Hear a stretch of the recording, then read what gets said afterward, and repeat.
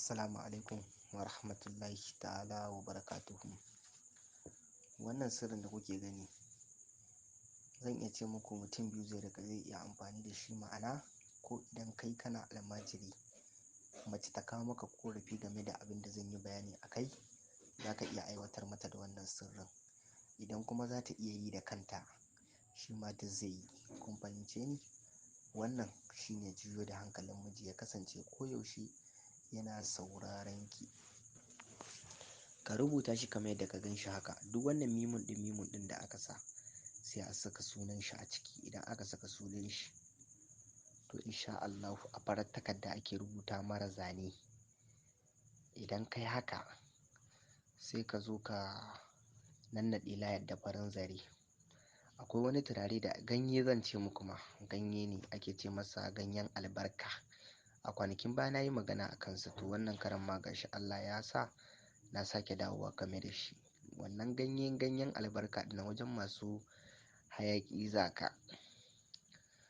Idan ka zo ka samu ganyen albarka ko kuma ciyawar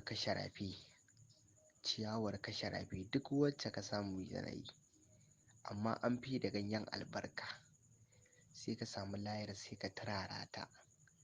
Idan ka turara ta, ganyen za ka samu, sai ka zuba shi ga gaushi, sai ka kara layin hayaƙin ya daki layar sosai. To insha Allahu, sai ka zo ka samu fatar wuyan zakara.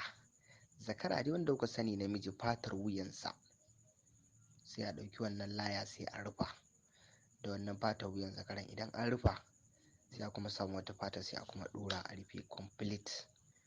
To wannan sirrin, dan Allah a yi ƙoƙari a yi amfani da shi. Kai ba ma shi kaɗai ba, duk wanda nake badawa ma, wallahi in dai juyo da hankalin miji ne, wannan an gama shi. Dai in ba a yi aikin ba kamar yadda na ce, wallahi kawai abu biyu ne: fatar wuyan zakara, ganyen albarka. Shikenan.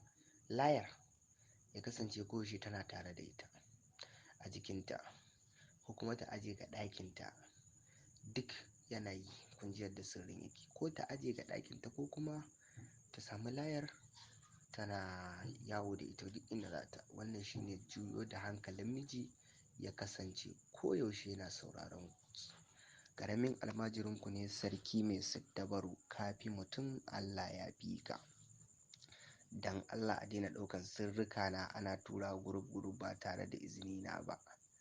A daina. Number wayata ita ce 08166164678, 08166164678.